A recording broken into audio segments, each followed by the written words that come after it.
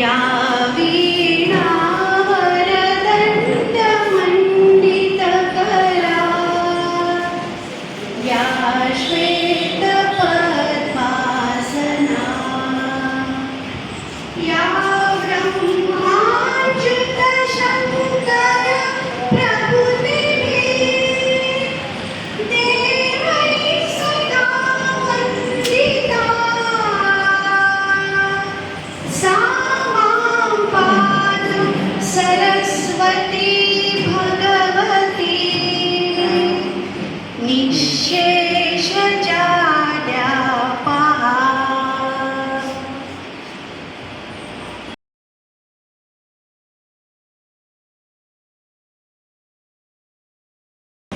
बाळकृष्ण लळित यांचा अल्पपरिचय बघणार आहोत. डॉक्टर बाळकृष्ण लळित हे मराठी विभाग प्रमुख, समन्वयक, MPhil PhD, संशोधन केंद्र, चांदमल ताराचंद बोरा महाविद्यालय, शिरूर, तालुका शिरूर, जिल्हा पुणे येथे आता ते निवृत्त आहेत. त्यांचे संशोधन कार्य आहे. त्यांनी मालवणी साहित्यात PhD केली आहे. स्वरूप आणि चिकित्सा मार्गदर्शक डॉक्टर कल्याण काळे, पुणे विद्यापीठ, पदवीप्राप्त, 12 जुलै 1997 साली झाले. त्यांचा अध्यापनाचा अनुभव 1990 सालापासून एकूण 32 वर्षाचा आहे. त्यांचे ग्रंथलेखन एकूण 22 ग्रंथ त्यांनी स्वतंत्रपणे लिहिले. संतचरित्रपर 18 ग्रंथ आहेत. परिसरातील कृषी लोकगीतांवर 3 आणि सिंधुरत्ने भाग 1 ते 5 यांचा समावेश आहे. मराठी बोली साहित्य संघ नागपूरचे ते उपाध्यक्ष आहेत. मालवणी बोली आणि साहित्य संशोधन केंद्र सिंधुदुर्ग येथे संस्थापक अध्यक्ष आहेत. कोकण लोककला आणि संस्कृती संशोधन केंद्र शेरपे, कणकवली, जिल्हा सिंधुदुर्ग येथे सल्लागार आहेत. डॉक्टर ललितांना 11 पुरस्कार प्राप्त झाले आहेत. डॉक्टर बाळकृष्ण लळित यांनी मार्गदर्शनपर भाषण करावं असं मी त्यांना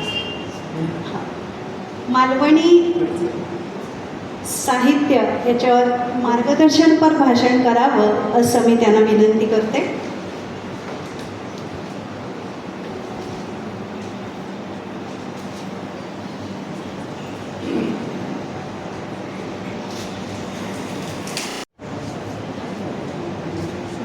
नमस्कार. गेली 35 ते 40 वर्ष ज्या विषयावर मी म्हटलं तर अहोरात्र चिंतन आणि अभ्यास केला, माझा तो श्वासच आहे. अशा मालवणी साहित्य आणि संस्कृतीवर अत्यंत कमीत कमी शब्दामध्ये बोलणं फार मोठी कसोटी आहे. कारण संदर्भापासून संदर्भ येऊ शकतात. अगदी 12व्या शतकापासून बोलायचं झालं तर. पण मी फार वेळ न घेता, कारण आपल्याला नंतर माझ्या ज्यांच्या अध्यक्षतेखाली मला डॉक्टरेट मिळाली, परश्री नेरुरकर, त्यांच्या अत्यंत जवळचे असे सहकारी मित्र सुनील, माझाही त्यांचा खूप जवळचा संबंध होता. तर परश्री नेरुरकर यांच्याबद्दल आपल्याला ऐकायचं आहे, अभंग ऐकायचे आहेत, कविता ऐकायच्या आहेत. आणि या सगळ्या पार्श्वभूमीवर या साहित्य कला महोत्सवामध्ये आज मी आवर्जून उल्लेख करेन. मग अशी श्रद्धांजली होती म्हणून करता आली, पण आदरणीय रवींद्र गावडे यांचं फोनवर माझं बोलणं झालं परवा. मी जवळपास इथे 1980 पासून 85 पासून येतो आहे. अच्युत तारीखबद्दल आज मी सर इथे येण्यापूर्वी 2 तास लायब्ररीमध्ये बसलो होतो आणि सगळं लिहून काढलं त्यांच्याबद्दल.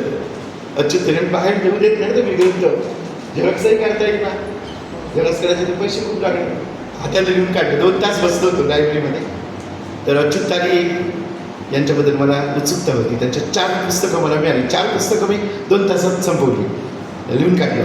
नाबर मॅडम तुमचा उपयोग केला बरं का. त्यांना एकदा नाबर मॅडमनी सांगितलं द्यायला, 25 रुपये भरले, हां पावती आहे. नाही, ते नियम सगळे पाळायचे आपण. तर Khade madam, Sawant sir, Sutrashankar madam, काय नाम पोळ मॅडम, त्यानंतर आणि उपस्थित सर्व बंधू भगिनी, मालवणी संस्कृतीबद्दल अगदी 15 ते 20 दिवसात आदरणीय मधु मंगेश कर्णिक यांची 8 पानांची प्रस्तावना असणारं दक्षिण कोकणच्या आध्यात्मिक रहस्याच्या शोधात, ज्याच्यावर चौफेर टीका होऊ शकते, ती सहन करू म्हणून डाळ फक्त मधुबाईंची घेतली आणि त्यांनी प्रस्तावना दिली म्हणून पुस्तक छापण्यास धाडस करतो. मी मालवणी बोली साहित्याचा अभ्यास करत होतो, सिंधू रत्न लिहित होतो आणि माझ्या मनात अनेकदा आलं की अरे आपल्या कोकणची एवढी लोकसंस्कृती आहे, ती कोण लिहिणार, आपणच लिहिली पाहिजे. आणि म्हणून पहिल्या भागामध्ये जवळजवळ 28 लेख आहेत, दुसऱ्यामध्ये तेवढेच लेख आहेत, 30 लेख आहेत. अगदी कौल लावण्यापासून देवस्कीपर्यंत सगळं त्याच्यामध्ये सामावलेलं आहे. मधुबाईंचा फोन आला, म्हणला अरे काय खूपच वेगळंच आहे तुझं लेखन. तर म्हटलं सर हे स्वानुभव आहेत म्हटलं, आणि दक्षिण कोकणच्या आध्यात्मिक रहस्यांच्या शोधात यातून मालवणी मुलकाची संस्कृती मला भावलेली, इतरांना भावलेली, ती पकडण्याचा मी प्रयत्न केलेला आहे. मधुबाईंची प्रस्तावना वाचा, माझं पुस्तक नाही वाचलं तरी चालेल, कारण 6-7 पानामध्ये मधुबाईचे काय म्हणतात. कारण ते म्हणाले मी हे सगळं वाचताना माझं भान हरपलं, मला काही हे समजत नव्हतं, कारण हे सगळं मीच लिहितो आहे असं मला वाटत होतं. हे माझ्यासाठी मोठं प्रमाणपत्र होतं. तर वयाच्या 93-94 वर्षी एखाद्या माणसाने एवढी प्रस्तावना लिहिलं, तर हे माझा फार मोठा सन्मान मी समजतो. मित्रांनो, आपला जो सिंधुदुर्ग जिल्हा आहे, ज्याला आपण मालवणी मुलूक असं म्हणतो किंवा आम्ही त्याला दक्षिण कोकण असंही म्हणतो, म्हणजे खारेपाटणापासून ते दोडामार्ग, कोणाळकट्टा, पूर्वीचं केंद्रे जे आता बुडून गेलेलं आहे तिराळी धरणामध्ये, आणि दोड्डा मार्ग, दोड्डा म्हणजे कर्नाटक शब्द आहे, दोड्डा म्हणजे मोठा मार्ग, दोड्डा मार्ग जो माझा तालुका, आता मी तिथे माझं घर आहे, तर तो दोडा मार्ग पलीकडे साळ वगैरे, अस्नोडा, गोव्याची हद्द सुरू होते. पेडणे तालुका, पेडणे तालुक्याचा उत्तर भाग, याला आपण मालवणी मुलूक म्हणतो. आपल्या महाराष्ट्रामध्ये ज्या 54-55 बोली बोलल्या जातात, त्या बोली साहित्य, त्या बोलीचा मी नागपूरचा उपाध्यक्ष आहे, म्हणजे संस्था नागपूरची आहे बरं का. आणि हे आश्चर्याचं, एका कोकणी माणसाला, मालवणी माणसाला तरी उपाध्यक्ष करणं, हो. आणि आता आमचे अध्यक्ष 85 वर्षाचे आहे, बाहेर पडत नाही, त्यामुळे सगळी जबाबदारी माझ्यावर येते बऱ्याचदा. तर ते लोक इतके झपाटल्याप्रमाणे बोलीचा संशोधन करतात, आणि म्हणून मी UGCकडनं गाईड घेऊन जवळजवळ 73 बोलीभाषांचा अभ्यास केला. 73 बोलीभाषांचा महाराष्ट्रातल्या आणि मराठीच्या बोलीभाषा. तर आपला हा सिंधुदुर्ग जिल्हा आहे ना, त्याच्याकडे बहुतेक मला वाटतं इथे उपस्थित असणारे लोकसुद्धा बरेच सिंधुदुर्गचे असावेत. तर त्याच्याकडे ना बघण्याचा दृष्टिकोन त्या व्यक्तीकडे काय, मालवणी माणूस म्हणजे काय, ठीक आहे गृहीत करायचं, ही ओळख मला फार जाचत असेल. आणि म्हणून मी असं ठरवलं की माझ्या संशोधनाचे विषय हे मालवणी बोलीचे करायचे. निमित्त असं घडलं सर, बांद्याला एक सभा होती, एक मंत्री आलेले होते आणि एक माणूस उभा राहिला बाहेर प्रेक्षकापुढे. जुनी गोष्ट बरं, 2 निमित्त आहे, एक मनीष जोडीस्करांचा लेख आणि तो माणूस, मी त्याच्या शेजारी बसलो होतो आणि तो गावातलो माणूस उभं राहून काहीतरी आपल्या भाषेत ते का सांगित होतो, कोणाक मंत्र एकदा निवेदन दे होतं. त्याला सगळ्यांनी हसून खाली बसवलं आहे, त्याला त्याचं म्हणणं मांडू दिलं नाही. मी खाली अस्वस्थ झालो. मी म्हटलं बोलायचं ना तुम्ही एवढं सगळं काय नाही हो, बोलू दिलं नाही, माका जरा मराठीतून बोलू. म्हटलं अहो मराठीचं काय संबंध, ते मला माहिती आहे का भाषा, बोला तुम्ही म्हटला. परत त्यानं मी उभं होतं, ऐकलं नाही. मी तेव्हा 12वीला होतो, मी 12वी किंवा FYBAला होतो, म्हणजे बोल सौदाच होतो, पण मी गेलो होतो त्या कार्यक्रमाला. ते काही बोलू शकले नाही. त्याच वेळी मला समजलं की अरे इथे काहीतरी हे काहीतरी चुकीचं आहे. मुंबईमध्ये मालवणी झेंडे 7 समुद्रापलीकडे मान्य तुमचे, ते आपलं म्हणायला ठीक आहे, पण आपल्या बोलीचा हा एक मोठा अपमान मला त्या ठिकाणी जास्त. आणि म्हणून मी पुणे विद्यापीठामध्ये आल्यानंतर 3 वेळा रिजेक्ट झालेला विषय पुन्हा पुन्हा सगळं नाबर मॅडम गोळा करत तुमच्या इथे पण आलो होतो. कारण विद्यापीठ म्हणायचं रेफरन्स दाखवा. मालवणीचे संदर्भ बाजारात गेला आणि पुस्तकं आणली आणि दाखवली असं नाही ना. मग मी 3 वर्ष माझी देवगड, कणकवली, कुडाळ, कॉलेजमध्ये जायचं, कॉलेजच्या पोरांची मासिकं घ्यायची, कविता काढायच्या, कथा काढायच्या, असा सगळा मटेरियल गोळा केलं आणि 93 साली मी रजिस्ट्रेशन केलं. त्याच्या अगोदर मालवणी नाटकावर एम.फिल केलं. 5 मालवणी नाटकं घेतली. केला तुका झाला माका, पांडव इलो रे वा इलो, वस्त्रहरण, चाकरमानी, सुंदर दयाशिवकरांचं आणि हे सगळं संशोधन सुरू झालं. ही मालवणी भाषेचा अभ्यास करताना तुम्हाला सर्वांना माहिती असेल, संत नामदेवांनी जी पंचभाषेची गवळण लिहिलेली आहे त्या काळात संत नामदेव नाचू कीर्तनाचे रंगीत ज्ञानदीप लावू जगी असं म्हणणारे नामदेव पंजाबपर्यंत 3 वेळा गेलेले होते. घुमान या गावामध्ये त्यांनी गेले. मी जाऊन आलो घुमानला. बुद्धा मॅडम त्या ठिकाणी पाहून मराठी लोक बोलतात तिथली शीख सरदारची. नामदेवांची 64 पदं त्या ग्रंथ गुरु गोविंद साहेबांमध्ये म्हटली जातात. नामदेवांचं प्रचंड मोठं मंदिर घुमानला अवश्य अमृतसरपासून 70-80 किलोमीटरवर आहे. तुम्ही जाऊन पाहून या. त्या नामदेवाने पंचभाषेची गवळणी लिहिली होती. त्या गवळणी गीतामध्ये सर पावगा दातारा तू नंदाचं झिलो, पावगा दातारा तू नंदाचं झिलो, मग फडको दी मी युवान गेलो, घे माझं कोयतो. काय म्हणते ती बाई, झालं तरी माझं कोयतो घे, पण माझं फडको दी मी युवान गेलो. ती बाई काय सांगते, पंचभाषेतली गवळण, पावगा दातारा तू नंदाचं झिलो, म्हणजे झील नंदाचा मुलगा, माका फडको दी मी युवान मेलो, आणि घे माझं कोयतो देवा पाया, मी पाया पडते झाले तरी पण तू हे घे. हे नामदेवाने पंचभाषेच्या गवळणी गीतामध्ये लिहिलं. मालवणी भाषेचा हा पहिला ओंकार आहे सर. नामदेवांच्या भाषा प्रभुत्वाचं आणि भाषा श्रेष्ठत्वाचं हे एक मोठं साधन आहे. त्यानंतर बरीच वर्ष गेली. मालवणीत मौखिक परंपरा प्रचंड आहे. आम्ही नामदेव गवळीने आणि मी पायाची डिग्री करून सिंधुदुर्ग फिरून त्याच्यावर प्रबंध लिहिला. 1100 पानाचा प्रबंध, मालवणी लोकसंस्कृती आणि मालवणी साहित्य, PhDचा प्रबंध. वैभववाडीला ते प्राचार्य आहेत. तुम्ही जाऊन तो प्रबंध पाहू शकता.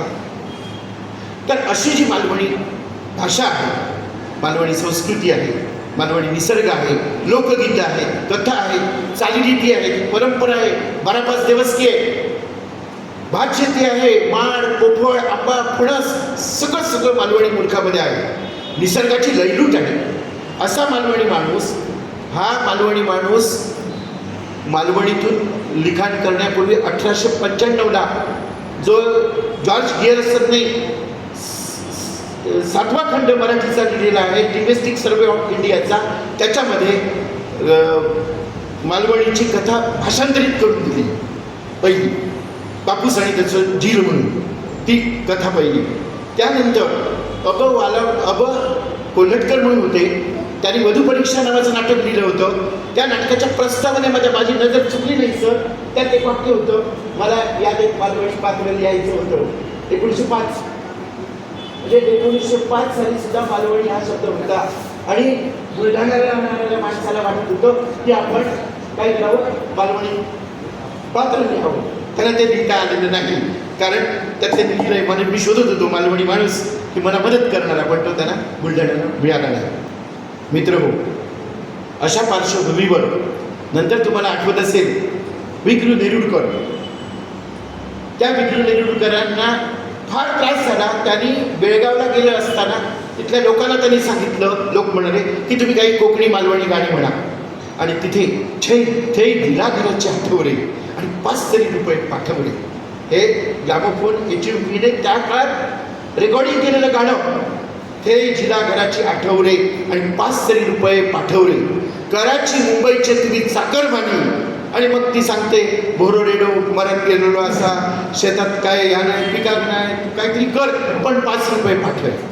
अशा 9 कविता विक्रू नेरुरकरांच्या उत्कंठ आणि इतर कवितामध्ये मला सापडल्या. 1932 विचार करा मॅडम, त्यापासून मालवण. आणि मी पुणे विद्यापीठामध्ये आल्यानंतर तिथल्या काही दिग्गजांना विचारलं की हे ग्रामीण साहित्य नाही आहे का, मग याचा म्हणजे ग्रामीण साहित्य तुम्ही का करत नाही. तो गेला नाही सांगू नये म्हणून बोली चळवळ होती. म्हणून मालवणी संमेलन आम्ही घ्यायला सुरुवात केली. 93 साली आढळीला माझ्या गावी मी पहिलं मालवणी साहित्य संमेलन भरवलं. लोक हसले, आढळीसारख्या गावात कसं संमेलन आणि काय, परंतु त्याचे सगळे फोटो आहेत. तरुण भारत बेळगावने मला मदत केली त्या काळात आणि आम्ही संमेलन पहिलं भरवलं. मित्र दशावतारातला संकासूर मालवणी उत्कृष्ट बोलतो. त्यानंतर मालवणी कविता, मालवणी कथा, कादंबरी, नाटक, सगळ्या प्रकारचं मालवणीमध्ये लेखन झालेलं आहे. मी अगदी धावतं आढावा घेतो, परंतु सर्वात मला आवडलं ते मालवणीमधली लोकगीतं. माझे एक पुस्तक आहे मालवणी लोकगीते नावाचं. त्याच्यामध्ये ती सगळी संग्रहित केलेली आहे. आणि प्रश्न नेरुरकर 1952 साली गोव्यात बांद्याला होते. बांद्याला ते पिंपळाचं गाव म्हणत, कारण बांद्यात कुठेही जा, बांदा माहिती आहे ना, सावंतवाडी बांदा, तर तिथे पिंपळ दिसायचा, त्यामुळे त्याला पिंपळगाव ते म्हणायचे प्रश्नी. तर ती मालवणी गीतं जी आहे ती आणि लोककथा आहे त्या काळात छापून आल्या होत्या महाराष्ट्र साहित्य पत्रिकेमध्ये. आपल्याला त्या माहीत नाही, आपण त्या वाचल्या नाही. मालवणी म्हणी आलेल्या होत्या, त्याचं सगळं संकलन केलं. जे मालवणी तुकडा, म्हणजे आमचे नंदा पारकर जेव्हा घरी आले होते तेव्हा मला आमच्या मिसेसला असं म्हणाले की ललित सरांनी प्रत्येक मालवणीचं कागद तुकडं गोळा केलेलं असता काय, तर तो दागिन्यासारखं त्यांनी सांभाळलो. पण हे गोळा करणारा दागिनं तुझ्या गळ्यात असा तेव्हा तू त्याला सांभाळ. असं किती इमोशनल व्हायला होतं बघा. कारण अशी धडपड इतकी करणं एखाद्या बोलीसाठी, मला तर लोक शिरूरसारख्या ठिकाणी मॅडम काम करणं टिंगल टवाळीचा विषय आहे, कारण प्रत्येकजण असंच म्हणायचे. परंतु ते सगळं सहन करून, ते अपमान सहन करून मी PhD मिळवली. एकांकिका आहेत, गझाली आहेत, लोककथा आहेत. लोककथा म्हणजे काय, एक लोकगीत म्हणण्याचं मोह होतं म्हणून सांगतो. मणेरी नावाचं गाव आहे, तिथल्या मला एका आजीने ते म्हणून दाखवलं. एक विडीचं बंडल आणि एक माचीस दिलं तिला मी, तेव्हा ती काय नयेच्या पैलाडी काय बाय वाजवता, नयेच्या पैलाडी काय बाय वाजता, थोरांचो नवरो फुलतांबडा माळता, उडगेशी ते गुदगे माळा आणि लग्नाच्यो गे झाले वेळा, शिकारे जा ऐका नीट, शिकारे जात्या बंधू तुझ्या खांद्यावर डुकराचा शिर, नको मारू हरणीक पिल्लांच्या मरणीक, माझी तुका आणासा. ही लोकगीतं त्या काळात म्हटली. शिकारीला जाणाऱ्या भावा, मला तुझा अभिमान आहे, तुझ्या खांद्यावर जर डुकराचं शीर असेल तर, परंतु तू हरणीला मारशील, एका मातृला मारशील तर मात्र माझी तुला शपथ असेल. हे सांगणारी आमची मालवणी भाषा आहे. पा बघा दातारात जसं सांगितलं असं लक्षात घ्या. म्हणजे खूप काही बोलण्यासारखं आहे. मग त्याच्यावर मी डॉक्टरेट केली. 1-2 नाही सर, पहिलं मालवणी नाटक हे आबासाहेब आचरेकर यांनी लिहिलं, गाववाले हस्तीत म्हणून. मालवणला चक्रीवादळामुळे प्रचंड मोठं नुकसान होतं आणि मुलगा म्हणतो आता आपण मुंबईत जाऊया. हय नको. तो बाप म्हणतो असं करूया नको. असा जर आपण केला तर गाववाले हस्तीत म्हणून त्या नाटकाचं नाव, त्या दामोदर हॉल परळला नाटक झालं सर 1928 साली. ते गाव 1951 साली गाववाले हस्तीत. नाटककार सिंधुदुर्ग जिल्ह्यातला, छापलं नागपूरला. नागपूर आणलं ते बरं केलं काय, तर नागपूरच्या लोकांनी ते पुस्तक छापलं. आणि ते आबासाहेब आचरेकर वृद्ध पालक असताना इथे राहायचे. त्या घाटकोपरजवळ राजावाडी हॉस्पिटल आहे ना, तिथे शोधत मी त्यावेळी गेलो. कसा गेलो मला आठवत नाही, पण तेव्हा त्यांचा मी सत्कार केला आणि तो फोटो माझ्याकडे अजून जपून आहे. मलाही आठवत नाही मी कसा गेलो तो. त्या आबासाहेब आचरेकर हे खरे नाट्यपती आणि चित्रपती होते. चिंतामणराव कोल्हटकरांनी त्यांना सांगितलं की तू पहिलं मालवणी नाटक लिही. आणि म्हणून त्यांनी गाववाले हस्तीत नावाचं नाटक लिहिलं. मित्रांनो, थोडंसं संदर्भ सांगताना तुम्हाला जड वाटेल, पण लक्षात घ्या, त्यांनी चिंतामणराव कोल्हटकर त्यांना असं म्हणाले की तू मालवणीतलं नाटक लिही, आणि त्यांनी गाववाले हस्तीत हे पहिलं नाटक लिहिलं आणि तिथून मालवणी नाटकांची सुरुवात झालेली आहे. 55 नाटकांची नावं सांगून तुम्हाला मी बोर्ड करत नाही, पण तुमच्यात तुम्हाला माहिती असेल, केला तुका झालं तुम्हाला माहिती असेल, तुम्हाला माहिती असेल काय अशी कित्येक नाटकं की जी नाटकं एकापेक्षा एक सरस होती, परंतु व्यावसायिक रंगमंचावर अनेक कारणांमुळे, कारण मच्छिंद्र कांबळींचा धंदावाद होता पडळकरांचा, त्यामुळे ही नाटकं चालली नाही, त्याला यश मिळालं नाही. नाटक ही कला जशी आहे तसं मॅडम व्यवसाय सुद्धा आहे. व्यवसाय नसेल तर आता तुम्ही समजून घ्या, आणि त्यामुळे ती नाटकं चालली नाही. परंतु त्यांचा दर्जा मी तपासलेला आहे, मी त्याची प्रत्येक संहिता माझ्याकडे आहे. आणि म्हणून पुष्पा धुरी नावाच्या एका मॅडमना मी मुंबई विद्यापीठामध्ये मालवणी नाटकावर PhD करायला भाग पाडलं, आणि त्यांनी ते केलं. लोकांना माहीत, आता लोकांना माहीत आहे, आम्ही काय करणार? आता दशावतारावर माझं पुस्तक आहे, 20 वर्ष लिहून, लोकांना माहीत नाही, मी काय करू शकत नाही. मी काम माझं होतं ते काम केलं. तर अशा पार्श्वभूमीवर मालवणी नाटकांची समीक्षा झाली, दशावतारावर अभ्यास झाला. आम्ही त्यानिमित्तानं मालवणी बोली आणि साहित्य संशोधन केंद्र सुरू केलं. माझ्या शेवटच्या टप्प्याकडे येतो, कारण मला माझ्यापेक्षाही सावंत सरांचे प्रश्न आठवायचे ऐकायचे, कारण प्रश्न हे फार मोठं वेगळं होतं. सर गावडे सर, त्यांना पूर्ण माहिती होतं 6 महिन्याने आपण लाईव्हवर कॅन्सर झालेला माणूस मालवणीसाठी 97 साली पुण्यात आला. कोण करेल? कोणीच करणार नाही, मी सुद्धा करणार नाही. मी म्हणणार नाही बाबा, पण आले. त्यांना पायरीवर चढून चढवून मी लिहिलं. एक सुंदर भाषण त्यांनी केलं त्या ठिकाणी माझ्या PhDच्या वेळी, आणि रमाबाई आंबेडकरकडे तेव्हा दंगल झाली होती.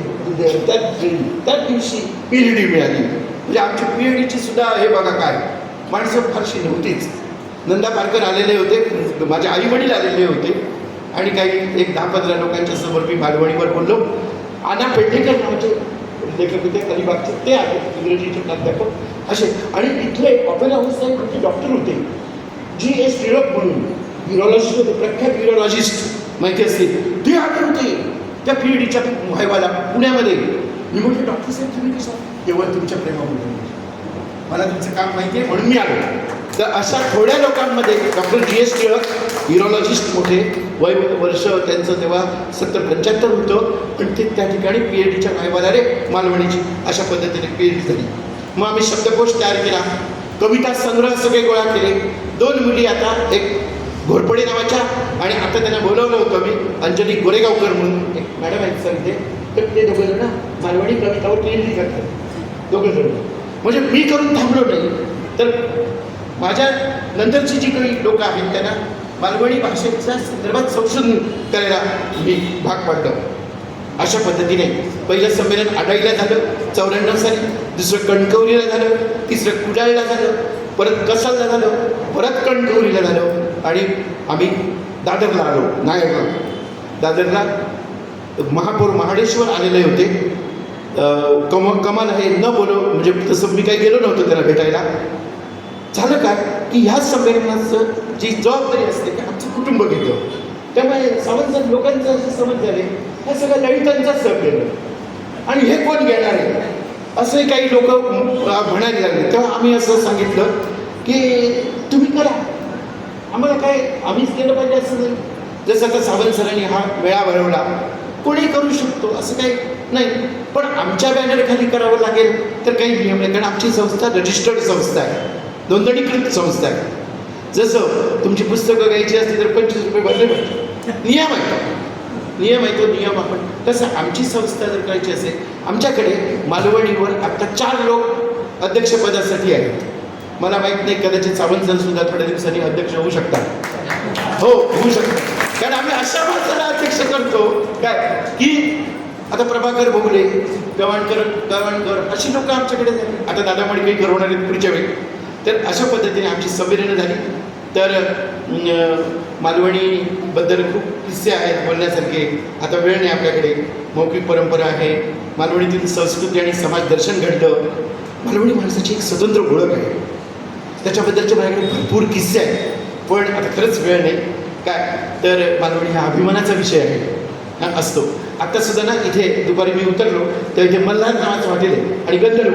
तर मल्हारमध्ये आत गेलो पण म्हटलं तिथे मालवणी शेजारी गेलो आणि त्याला मी मालवणी जेवण बोला मालवणी बोलूचा असा काय मग ते वडे आणि काळे वाटाण्याचे सांबार आले मला. तर अशा पद्धतीने मालवणी भाषा मालवणी संस्कृती हां आपण सर्वांनी टिकवली पाहिजे. खरं तर थोडंसं भाषण रटाळ झालं मला माहिती आहे. माहिती देत गेलो मी खूप मालवणीबद्दल किस्से माझ्याकडे आहेत, लोकांचे किस्से आहेत, आठवणी आहेत, त्या सांगायला वेळ नाही. पण मालवणीत स्वागत कसं केलं जातं बघा ते सांगतो. पाहुणे जे असतात ना त्यांचं एक स्वागत करण्याची पद्धत आहे आपल्याकडे. जसं आता तुम्ही आमचं केलं स्वागत एक उपचार असतो आणि आतूनही करायचं असतं एक पद्धत आहे. तर मालवणी माणूस काय करणार स्वागत? इलेट पाहुण्यानं बसा बसा पाहुणे इले बसा बसा इल्यात पाहुण्यानं बसा बसा बसल्यात तर डाळी असा काय म्हणजे बाबूची चढचढ कशी आपण गावाकडची. इल्यात पाहुण्यानं बसा बसा बसल्यात तर डाळी असा जेवतल्यास तर पेज असा जेवतल्यास तर पेज असा. आमच्याकडे दुसरं काय नाही. खातल्यास तर पान असा जुनं लोकगीत आहे. खातल्यास तर पान असा रवतल्यास तर सांज झाली. तुम्ही जर राहणार असाल तर संध्याकाळ झाली आणि जातल्यास तर सकळ असा पिंपळापासून वाट असा असं ते आणि अशी शेकडो गाडी आम्ही गोळा केली. आणि मालवणी लोक म्हणतात ना 1925 पासून मालवणी छापली जाते मॅडम. इथे प्रमोद नावाचं मासिक होतं. कसं काय पाहुण्यानो केव्हा जातलास? मालवणात जाताना वाटेत गावात एक मोठा वडाचा झाड असा त्यात बघून तरी चला मिठबावचे तुम्ही परत येत आहात. यो वड 2700 वर्षापूर्वी अगदी लहान होतो. त्याचं आता विस्तार तर बघा. यांनी 75 पावला लांब आणि 65 पावला रुंद. आता हे कशी पावलं मोठी कोण झाले करून अडवल्या. त्याची खांदी पाळंबी पान सुद्धा बघा. खांद्यात पाळंबे फुटात 5-25 धान वड झाले. ह्याच्या बुडी 1000पेक्षा जास्त माणसं बसतात.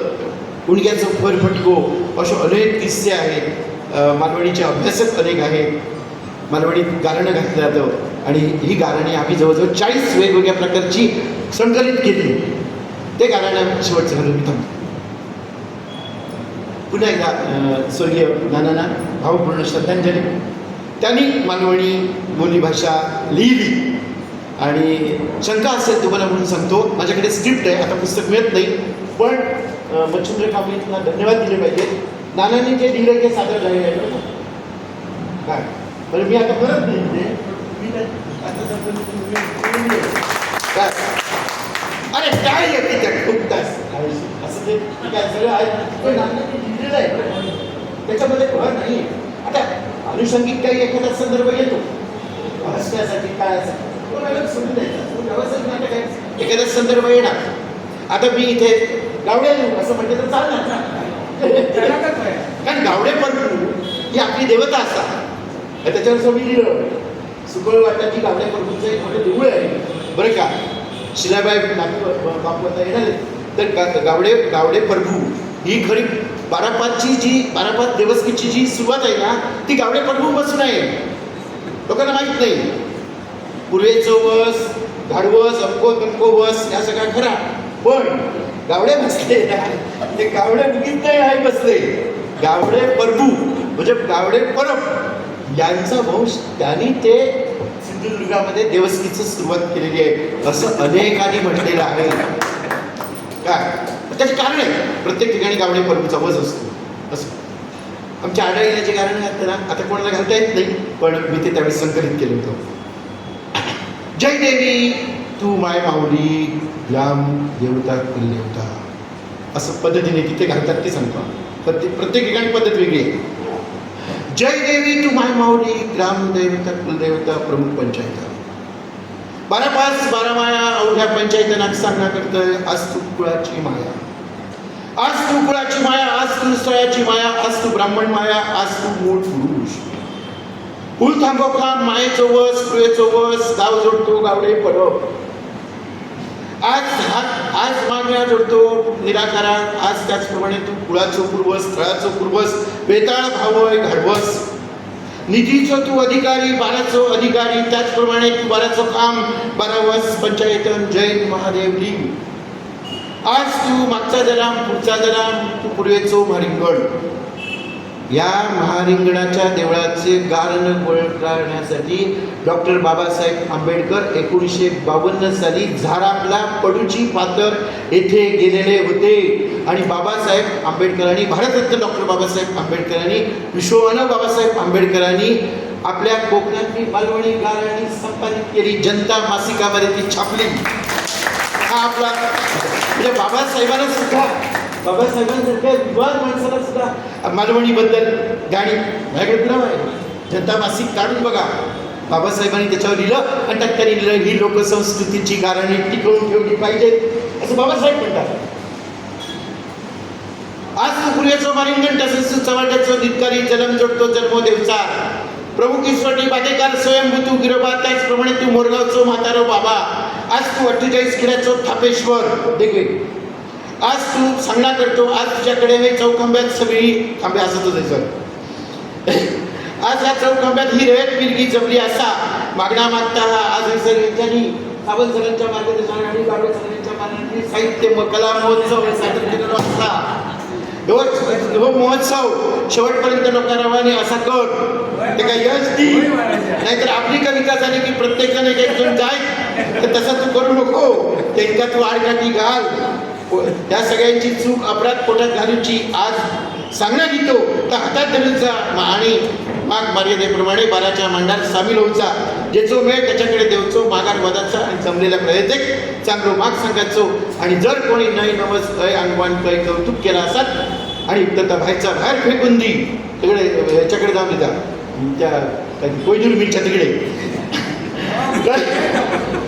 काय करतो बाहेर फेकून देऊन साखर बाई मावले ह्या सांगण्या हातात धरून 12-5चे थांब तू सर खेळवचे ह्या सगळ्या खेळवच्यासाठी आता हे जे रयत तिरगी खेळतली आता असून त्यांच्यासाठी ह्या व्यासपीठ देऊन 5-10 मिनटं म्हणून जवळजवळ 15 मिनटं मी बोललो आहे माफी मागतो रवणा नाही कधी कधीतरी गावडे सर परत एकदा येऊया धन्यवाद